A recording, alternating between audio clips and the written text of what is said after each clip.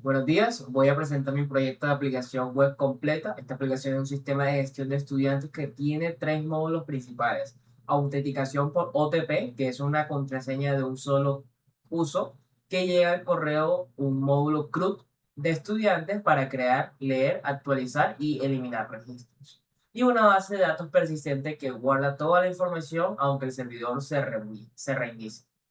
El proyecto está dividido en dos grandes partes. El backend, que es la parte del servidor, la lógica y la base de datos, es decir, todo lo que el usuario no ve, pero que procesa y guarda la información. Y el frontend, que es la parte visual que el usuario sí ve en el navegador. Los formularios, los botones, las tablas. Estas dos partes se comunican antes de una API, que es una interfaz de programación de aplicaciones, básicamente un conjunto de URLs o ventanillas que el servidor expone para que el frontend pueda pedirle cosas como dame todos los estudiantes, crea este estudiante nuevo, elimina el estudiante, elimina el estudiante número 5. Toda esta comunicación ocurre mediante el protocolo HTTP, que es el idioma que usan los navegadores y los servidores para hablarse. HTTP tiene métodos distintos para cada tipo de animación. Get para pedir datos, post para enviar datos nuevos, put para actualizar datos existentes y delete para eliminar. Y toda la aplicación está desplegada en Render, que es un servicio de la nube que permite publicar el servidor en Internet para que cualquiera lo pueda usar desde cualquier lugar del mundo, no solo desde mi computador. Ahora bien, estructura del proyecto. El proyecto tiene esta organización de carpetas y archivos. La carpeta backend contiene toda la lógica del servidor. Dentro de ella hay carpetas como models, que define cómo son los datos, controllers, que contienen la lógica de lo que hace cada operación, routers, que definen las URLs disponibles, y middleware, que son los filtros que se ejecutan en cada petición. También están los archivos main.py, que es el conjunto de entrada del servidor, y database, que configura la conexión a la base de datos, y dependencias, que verifica si el usuario tiene sesión activa. La carpeta frontend contiene los archivos visuales index.html y index.js. Para la pantalla de login está students.html y students.js para la pantalla de gestión de estudiantes y styles.css para los estilos visuales. En la raíz del proyecto está requirements.txt, que es la lista de librerías Python que el proyecto necesita para funcionar.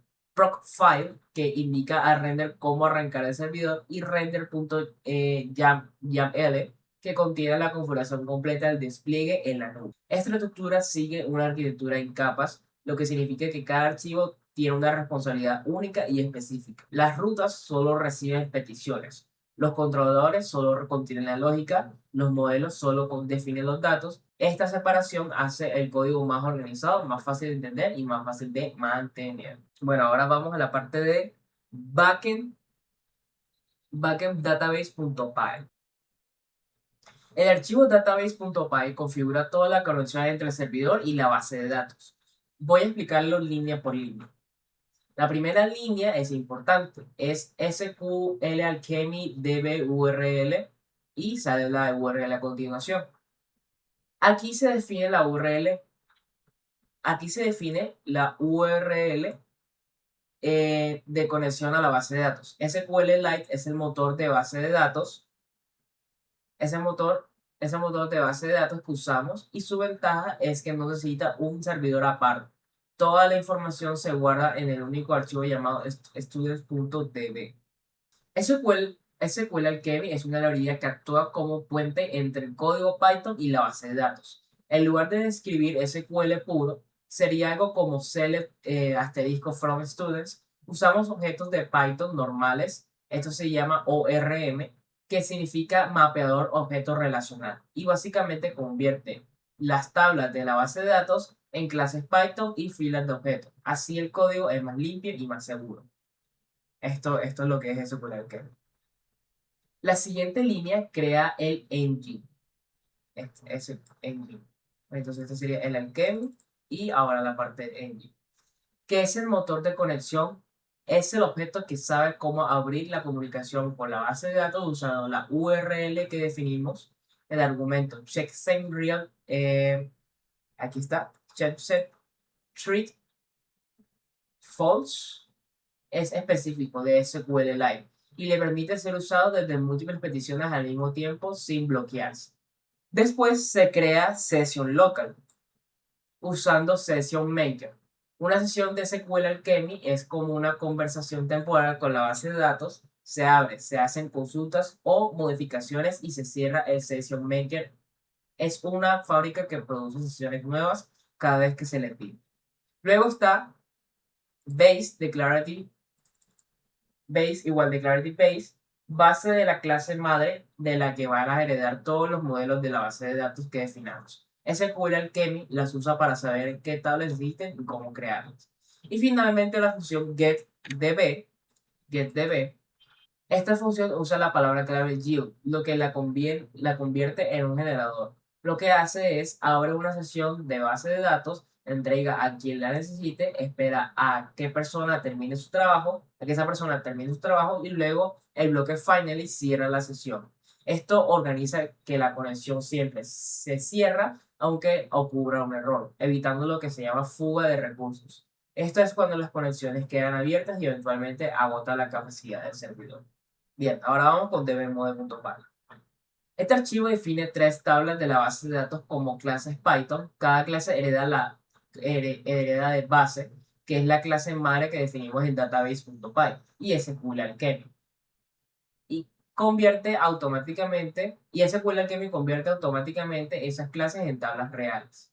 La primera clase se llama students y tiene atributo table igual students, que le dice a SQL Alchemy cómo llamar a la tabla en la base de datos. Sus columnas son ID, que es el número entero, que sirve como clave primaria, lo que significa que identifica de forma única a cada estudiante y se genera automáticamente name y last name, que son cadenas de texto marcados con Nullable False, lo que significa que son obligatorias, no pueden quedar vacías. Age es un entero y grade es el número decimal o flotante para la nota. El index igual true es el ID, le indica a la base de datos que cree un índice sobre ese campo, lo que hace las búsquedas mucho más rápidas. La segunda clase es upstore, que guarda los códigos de verificación que se envían al correo. Tiene email del usuario que pidió el código, el code, que es el código de 6 dígitos, y el campo use, que empieza en 0 y pasa a 1 cuando el código ya fue utilizado. Si nos aseguramos de que un código de un solo uso no se pueda reutilizar dos veces. La tercera clase es Session Token, que guarda las sesiones activas de los usuarios cuando un usuario inicia sesión exitosamente. Se crea un token que es una cadena de texto aleatoria y única que actúa como una llave temporal. Este token guarda aquí con el email del usuario y el campo active, que es 1 cuando la sesión está vigente y 0 cuando el usuario cierra sesión. El unique true en el token garantiza que no pueden existir dos tokens idénticos en la base de datos. Bien, ahora studentmodel.py. Este archivo define los modelos de validación usando PyDante, que es una librería que valida automáticamente los datos que llegan en las peticiones HTTP. Si el usuario manda datos incorrectos, PyDante los detecta y rechaza la petición antes de que llegue a la lógica del programa, devolviendo un mensaje de error claro. La clase student hereda de base model, que es clase base de PyDynamic. Sus campos usan field para definir reglas de validación. El name y el slice name son cadenas de texto con min 2, lo que significa que deben tener al menos dos caracteres. El age es un entero con gt igual 0, que significa greater than 0, mayor que 0. Por lo tanto, no se acepta edades negativas ni 0. El grade es decimal con GE igual 0, que significa greater of equal, mayor o igual que 0, o LE5, que es less of or equal, menor o igual que 5. Así la nota siempre está en el rango válido de 0 a 5. Los 3 puntos dentro de field significa que el campo es obligatorio. La clase es student response hereda de student y agrega el campo ID. Esta clase se usa cuando el servidor responde al frontend y incluye el ID en la base de datos que la base de datos generó automáticamente al crear el registro. La configuración form attributes igual true dentro de la clase config le permite a Pydynamic leer datos directamente de los objetos SQL Alchemy, que no son diccionarios sino objetos Python, y convertirlos al formato correcto para enviarlos como respuesta. Las clases email request y OTP verify son modelos para las peticiones de autenticación. Email request solo necesita el email y se usa cuando el usuario pide que le envíen el código. OTP Verify necesita el email y el código y se usa cuando el usuario quiere verificar el código que recibió.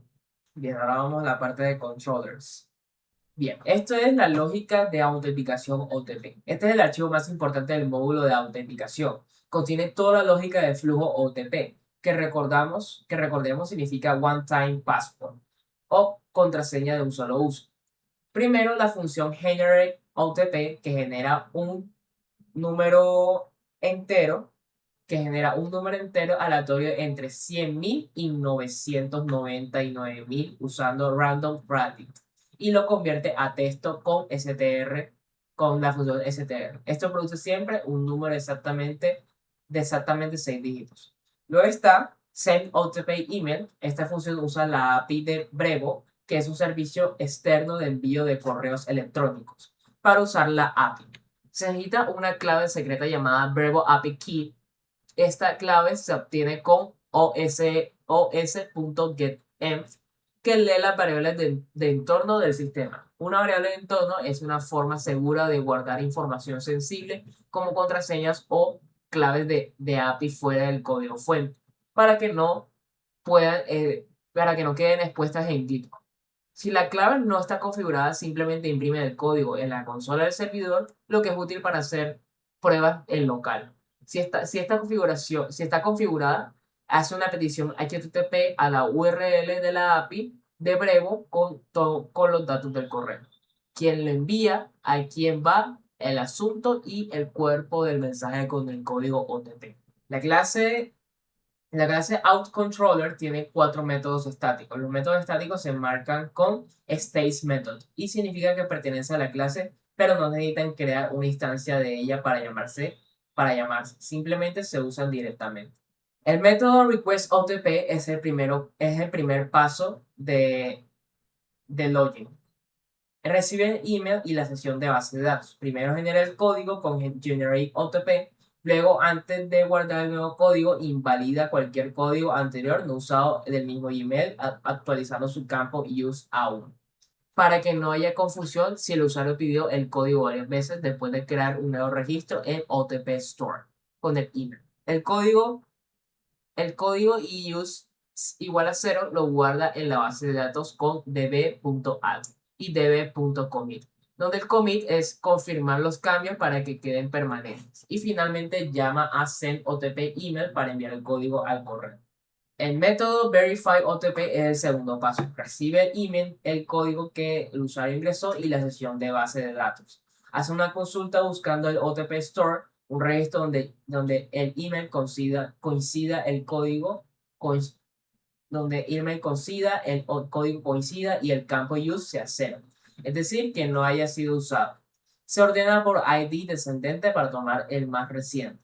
Si no encuentra ningún registro así, lanza un HTTP exception con código 400, que significa bad request, con el mensaje código inválido o ya utilizado. Si lo encuentra, marca ese código como usado poniendo use igual a 1, luego invalida todas las sesiones activas anteriores del mismo email. Después genera un token nuevo y seguro con Token URL Safe 32, donde secrets es el módulo de Python diseñado específicamente para generar valores criptográficamente seguros. Y el 32 indica que usa 32 bytes de aleatoriedad, produciendo una cadena de texto única e impredecible. Crea un registro session token con ese token y active igual a 1, lo guarda y retorna el token al frontend junto con el email del usuario. El método getSession solo devuelve el email de la sesión activa y sirve para que el frontend verifique si el usuario sigue con la sesión válida. El método logout simplemente pone active igual 0 en el registro de sesión y guarda el cambio. Eso invalida el token y el usuario queda desconectado. Studentcontroller.py. Seguimos con este. Este archivo contiene las 4 operaciones básicas de cualquier sistema de gestión de datos, que se conocen como CRUD: create para crear, read para leer, update para actualizar y delete para eliminar. El método getAll hace una consulta a la tabla de estudiantes con db.queryStudent. Ordena los resultados por ID ascendente con order by student ID asked y retorna todos los registros con .all. El resultado es una lista de todos los estudiantes en la base de datos. El método getID recibe el student ID y busca un único registro con .filter student.id igual studentid.first. El first retorna el primer resultado o none si no existe. Si el resultado es none, lanza un HTTP exception con código 404 que significa not found, con el mensaje de que el estudiante no fue encontrado. Si existe, lo retorna. De lo contrario, si existe, lo retorna. Bien. El método create recibe el objeto student de Pydynamic con student.domain.dom. Lo convierte a un diccionario Python con name. Por ejemplo, name puede ser, por lo menos puede ser Juan, edad puede ser 20, etc. Los dos asteriscos antes de ese diccionario lo desempaqueta con argumentos. Entonces studentDB, dos asteriscos student.model.dom es equivalente a decir studentDB estudiante, studentDB desempaqueta los valores que están ahí. Es decir, por ejemplo, si está ahí el name, desempaqueta de que muestre que el nombre es Juan, la edad es 20 y así. Luego agrega el objeto con db.add, confirma con dbcommit y llama a dbrefreshNewStudent para que el objeto se actualice con el ID de la base de datos que la base de datos le asignó automáticamente. Finalmente retorna el objeto y ya con su ID. El método update primero busca estudiante por ID, igual que getById. Si no existe, error 404. Si existe, recorre todos los campos del objeto update data con updateDataModel.Dom.items, que devuelve pares de nombre y valor como name. Name es igual a Carlos y cada uno usa set attr student field value, que es la forma Python de decir al objeto student asigna el atributo field el valor value. Después confirma los cambios y refresca el objeto. El método delete busca al estudiante y si existe, llama a db.deleteStudent para marcarlo para eliminación y db.commit para confirmar. Retorna un mensaje de confirmación. Backend dependencies. Aquí. Bien, este es el guardián de la sesión. Este archivo define la función requiredSession, que es el guardián de todas las rutas protegidas de la aplicación. La función tiene dos parámetros de FastAPI que FastAPI inyecta automáticamente. El primero es authorization, que viene del encabezado HTTP de la petición. Un encabezado o header es información adicional que el cliente envía junto con su petición. Aparte del cuerpo, el estándar para enviar credenciales en HTTP es el encabezado authorization, con el resultado buried token, donde buried significa portator, como decir portador, es el portador de este token. El segundo parámetro es db, que es la sesión de base de datos inyectada con depends getDB. Depends es el sistema de inyección de dependencias de FastAPI. Permite declarar que un endpoint depende de una función que debe ejecutarse primero y preparar algo. Si esta función falla y lanza una excepción, el endpoint ni siquiera se ejecuta. Es como decir, para entrarle aquí, primero pasa por este control. La función extract_buried_token verifica que el encabezado authorization exista y que empiece con la palabra buried. Si no, lanza un error 401, que es el unauthorized, que significa no autorizado. Si está bien formado, quita el prefijo buried y retorna solo el token puro. Con este token required session hace una consulta en la tabla session token, buscando un registro donde el token coincida y el campo active sea 1. Si no encuentra ninguno, significa que el token no existe o que el usuario ya cerró la sesión y lanza un error 401. Si lo encuentra, retorna el objeto de sesión para que el endpoint que lo llame pueda usarlo y saber a qué usuario pertenece la petición. Bien, ahora vamos a las rutas o endpoint. Las rutas, vamos a ver por aquí, aquí están las rutas. Sí, aquí. Bien, las rutas son las URL que el frontend puede llamar, son la fachada pública del backend. Rutas de autenticación, vamos con out.py. Se crea un API router con prefix API out, lo que significa que todas las rutas de este archivo empiezan con API out. Un API router es una forma de agrupar rutas relacionadas en un módulo, separado para mantener el código organizado. El endpoint post API out request OTP recibe un cuerpo JSON con el email del usuario con el Gmail del usuario. Usa depends get db para obtener la sesión de la base de datos y llama outController request OTP. El decorador @router.post le dice a FastAPI que esta función responde a peticiones de tipo post en esa URL. El endpoint post API out verify OTP recibe el email y el código llama a outController verify OTP para verificarlos. El endpoint get API out session usa depends request session para verificar que el usuario tenga sesión y si la tiene retorna su información. El endpoint post API out logout también requiere sesión activa y la cierra. Entonces es que ninguna de estas rutas tiene request session como requisito general, porque son precisamente las rutas que se usan antes de tener sesión o para cerrar. Bien, ahora vamos con rutas de estudiantes.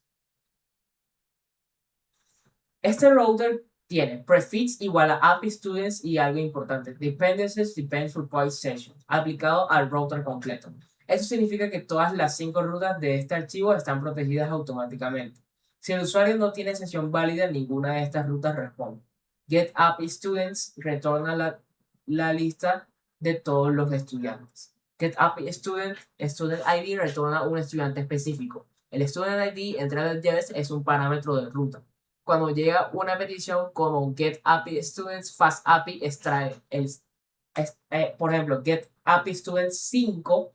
FastAPI extrae el 5 y lo pasa como argumento Student ID al controlador. PostAPI Students crea un estudiante nuevo. El cuerpo de la petición debe tener los datos del estudiante y Pydamic los valida. PutAPI Student ID actualiza completamente un estudiante existente con los datos nuevos del cuerpo. Y DeleteAPI Student ID elimina al estudiante con ese ID. Bien, ahora vamos a Bucket Main.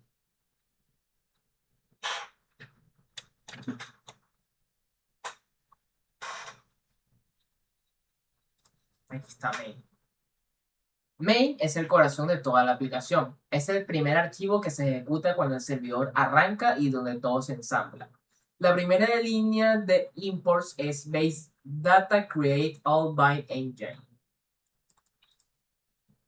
Esta introducción revisa todas las clases que heredan de base y si las tablas correspondientes no existen en la base de datos, se crea automáticamente.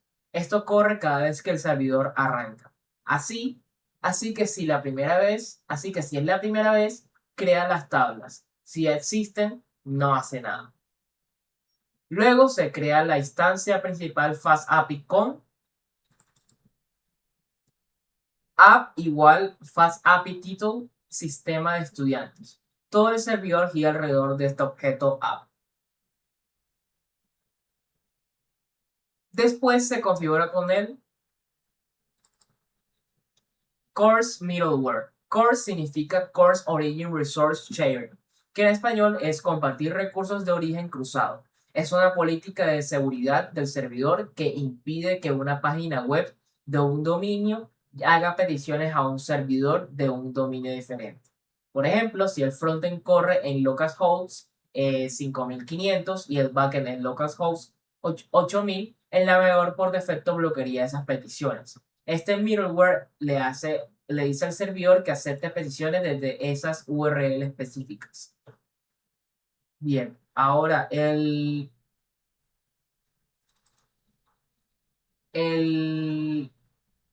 Outlook Credentials True permite enviar cookies y encabezados de autenticación. El Outlook Methods y Outlook Allow Headers permiten todos los métodos y encabezados HTTP. Luego, ¿dónde estás? Ok, acá. Luego, app.mount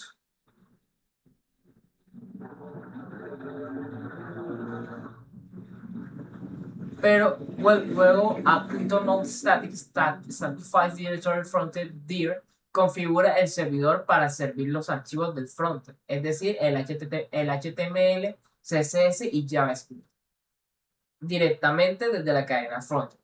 Así, el mismo servidor que maneja la API también entrega la interfaz visual. Ok, los endpoints app.get diagonal y app.get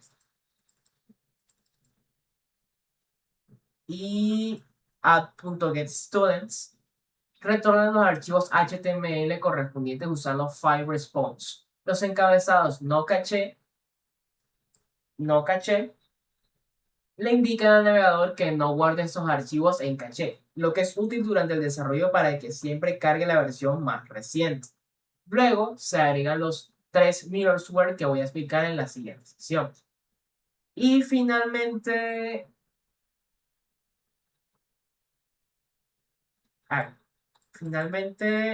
app.includeRouter y app.includeRouterStudents.router registran las rutas de ambos módulos en el servidor principal. Sin estas líneas, las rutas no existirían.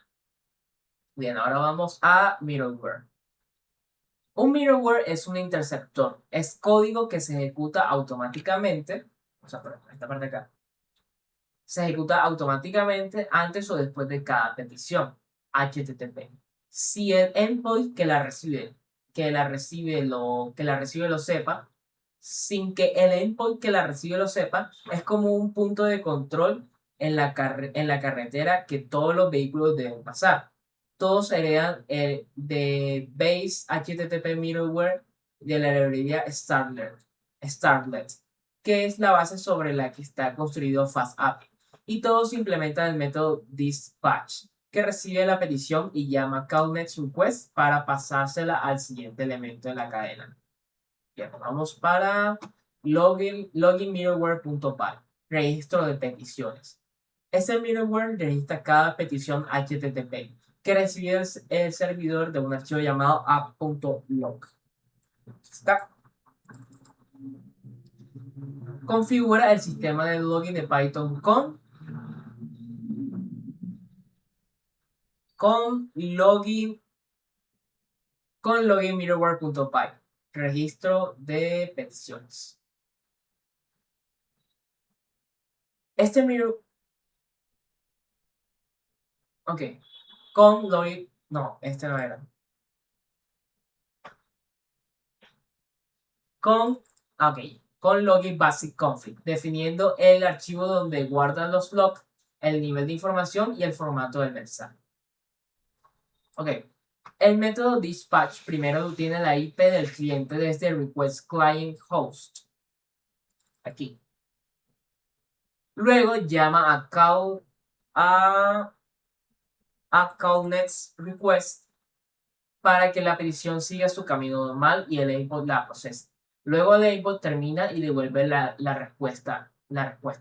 El middleware registra el log del método HTTP, la ruta que se visitó, el código de estado de la respuesta, que puede ser 200 para éxito, 401 para no autorizado, 404 para no encontrado, entre otros. Y la IP del cliente finalmente retorna la respuesta del cliente. Esto da visibilidad completa de toda la actividad del servidor. Bien, ahora sí, vamos a Audit Middleware. Esto es auditoría de operaciones.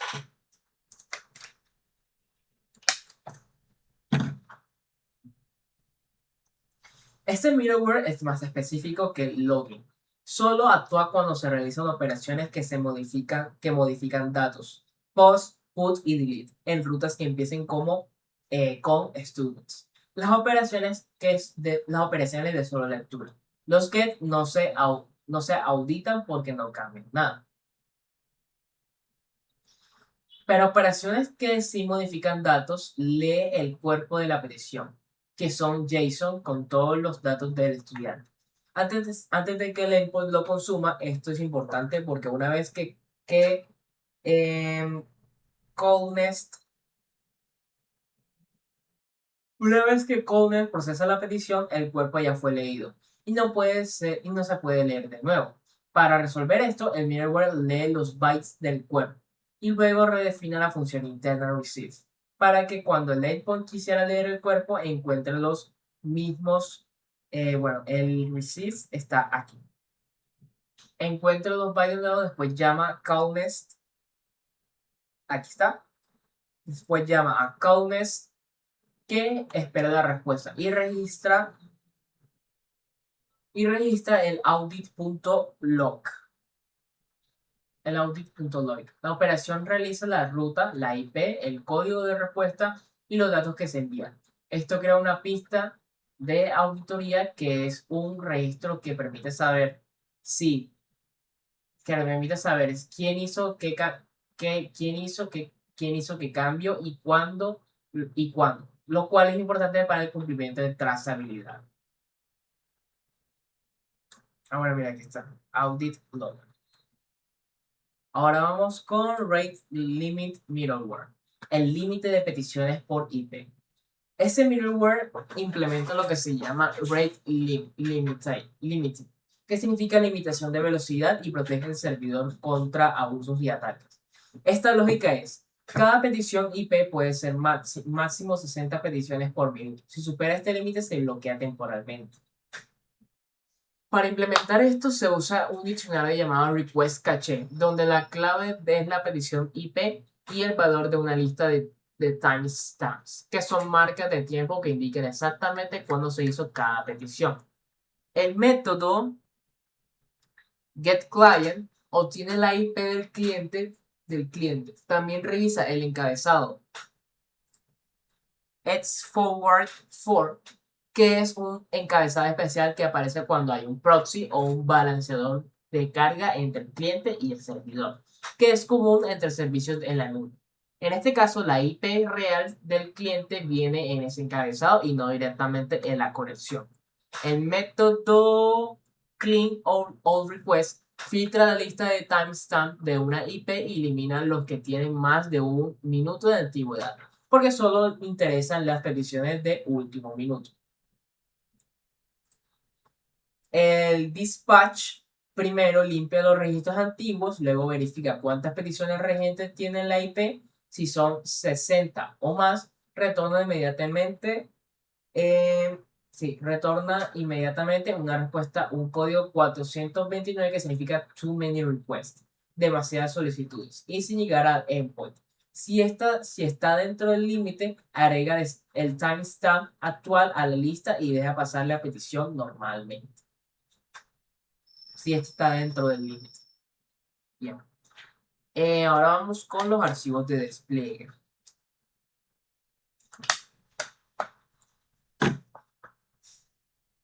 Bueno, aquí está la parte de las demasiadas solicitudes.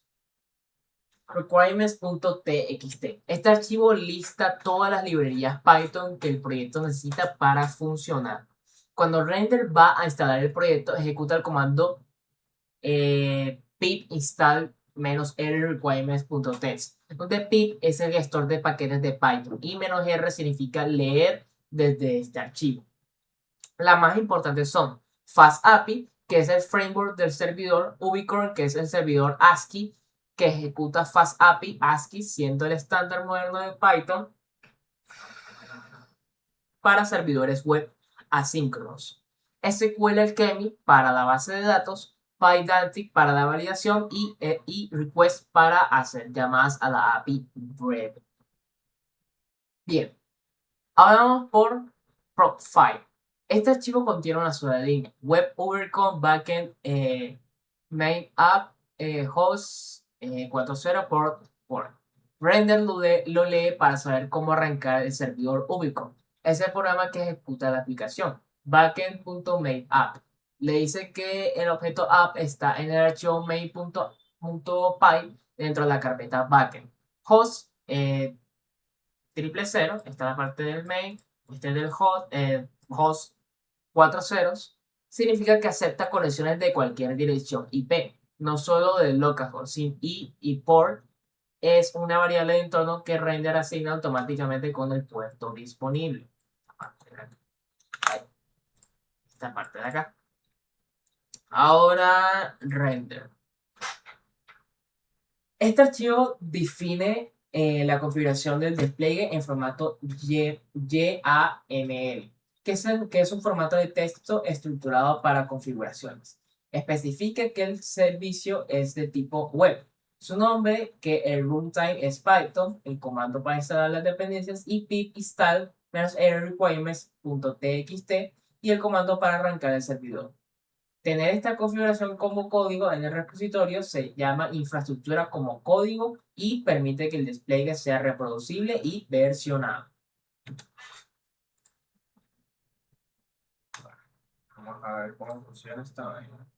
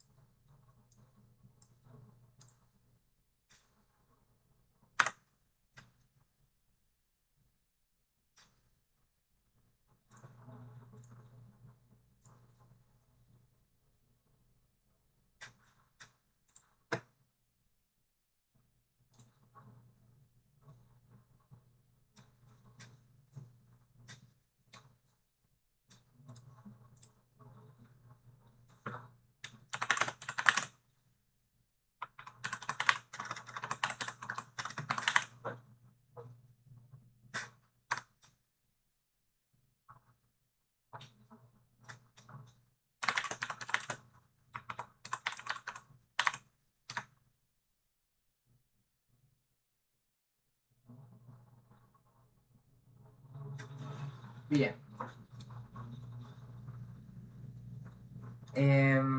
Esta parte es para mostrar todo el historial de los commits. Ahora crear una rama nueva. Git, ok.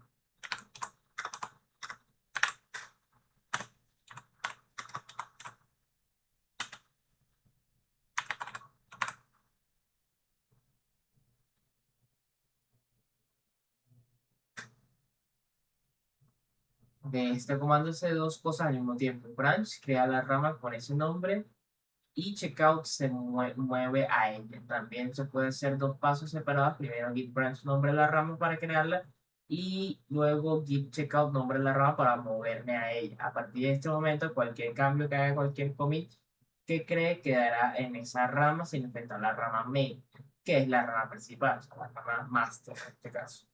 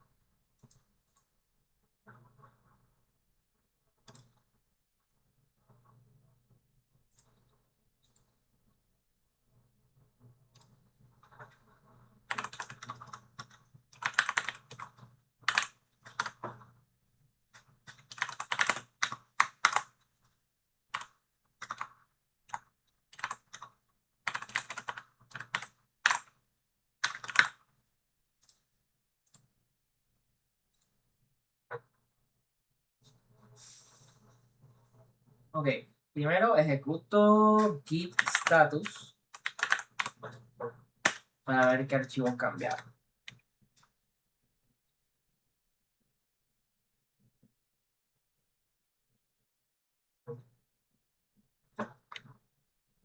Ok, ahora luego ejecuto git add para agregar ese comando.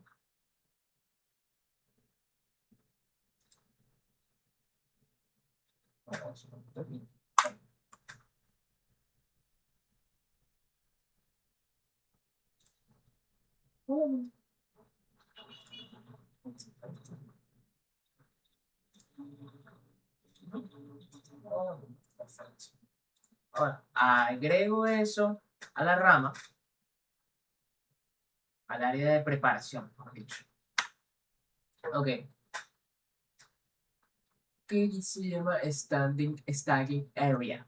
Que es, ok, entonces, con git status veo el estado actual. Aquí está, estado actual. Git add agrego todos los archivos modificados al área de preparación que se conoce como Staging Area, que es como una sala de espera donde pongo los cambios que quiero incluir en el próximo commit. Finalmente ejecuto el commit. Git commit m agregación del archivo prueba.py. Ok, para crear el punto de guardado con el mensaje descriptivo. Para subir esa rama al GitHub ejecutado. Ok, ok, listo. Entonces, git push origin, nombre de la rama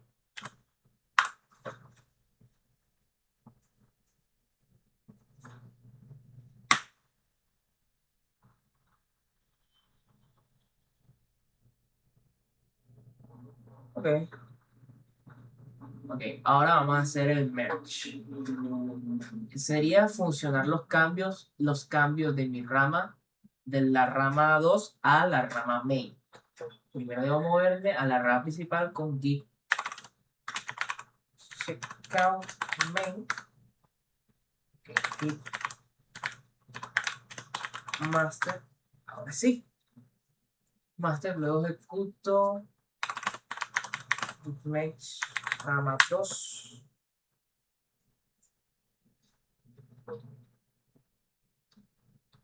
No cerrarme el interior, si no hay conflicto, lo hace automáticamente. Ok, entonces con git merge rama 2, git toma todos los commits de esa rama y los integra al main. Si no hay conflictos, lo hace automáticamente. Un conflicto ocurre cuando dos personas modificaron la misma parte de un archivo en ramas diferentes. Y Git no sabe cuál versión conservar. En este caso, hay que resolver el conflicto manualmente. Finalmente, ok, entonces aquí git merge rama. Ok, y aquí git push origin master. Entonces, finalmente ejecuto git push origin master para subir el resultado del merge a GitHub, dejando el repositorio remoto actualizado. Ya, listo.